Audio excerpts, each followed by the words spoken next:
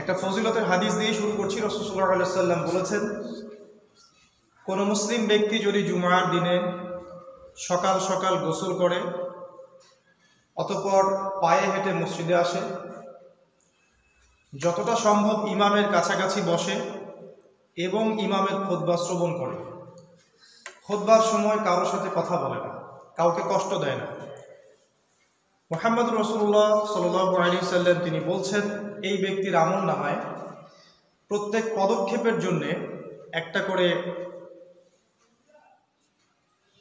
তাহাজ্জুদের নেকি এবং একটা করে নফল সিয়ামের নেকি হবে ইনশাআল্লাহ। একটু চিন্তা করেন, আপনি বাসা থেকে কতগুলো পদক্ষেপ পার করে মসজিদে এসেছেন। যদি এই কয়েকটা আদব আমরা বজায় রাখতে পারি, ইনশাআল্লাহ প্রত্যেকটা পদক্ষেপের বিনিময়ে এক রাতের তাহাজ্জুদ আর একদিনের সিয়ামের নেকি হবে ইনশাআল্লাহ আযজা ওয়া জাল্লা।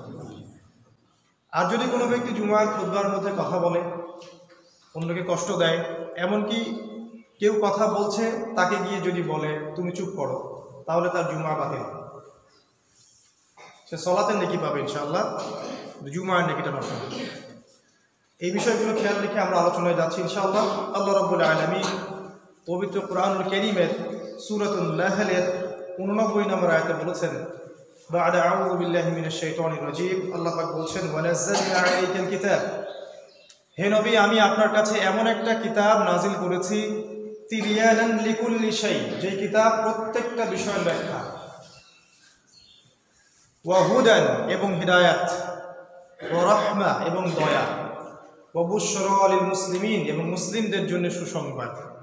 আল্লাহ সুবহানাহু ওয়া তাআলা এই আয়াতে বলছেন, হে নবী আমি আপনার প্রতি এমন একটা কিতাব নাজিল করেছি যেই বইটার মধ্যে প্রত্যেকটা বিষয়ের বিস্তারিত ব্যাখ্যা আছে।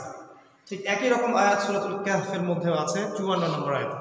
আমরা সবাই জানি যে জুমার দিনে সূরাতুল কাহফ তিলাওয়াত করা সুন্নাহ। যে ব্যক্তি তিলাওয়াত করবে সে ব্যক্তি দাজ্জালের ফিতনা থেকেও বেঁচে থাকবে। সূরাতুল কাহফ তার জন্য পরকালে সুপারিশও করবে এবং নূর বা আলোর কারণ হবে। সূরা কাহফের মধ্যেও একই রকম আয়াত আছে। আল্লাহ পাক বলেছেন যে ওয়ালাকাদ সাররাফনা ফি হাযাল কুরআন লিন-নাসি মিন কুল্লি মাসাল, আমি এই কোরআনের মধ্যে মানব জাতির জন্য প্রত্যেকটা বিষয় ব্যাখ্যা করেছি, কিন্তু ওয়া কানাল ইনসান আকসারা শাইইন জাদালা, কিন্তু মানুষ বেশিরভাগ বিষয়ে বিতর্ক করতে বেশি পছন্দ করে। একই রকম আয়াত আল্লাহ পাক সূরা বনী ইসরাঈলের মধ্যে বলেছেন। এখানে একটা কথা বলে রাখি যে সূরা কাহফকে বুঝতে হলে আপনার সূরা বনী ইসরাঈলের সহযোগিতা লাগবে। সূরা বনী ইসরাঈল ছাড়া সূরা কাহফকে বোঝা সম্ভব নয়। সূরা বনী ইসরাঈলের মধ্যেও একই রকম একটা আয়াত আছে। আল্লাহ পাক বলেছেন, ওয়ালাকাদ সাররাফনা ফি হাযাল কুরআনি লিন-নাস মিন কুল্লি মাসাল, আমি এই কোরআনের মধ্যে মানব জাতির জন্য প্রত্যেকটা বিষয় ব্যাখ্যা করেছি, ফাআবা আকসারুন নাস ইল্লা কুফুরা, কিন্তু মানুষ অহংকার বশত উদ্ধত আচরণ করছে, মুখ ফিরে নিচ্ছে এবং কুফরি করছে।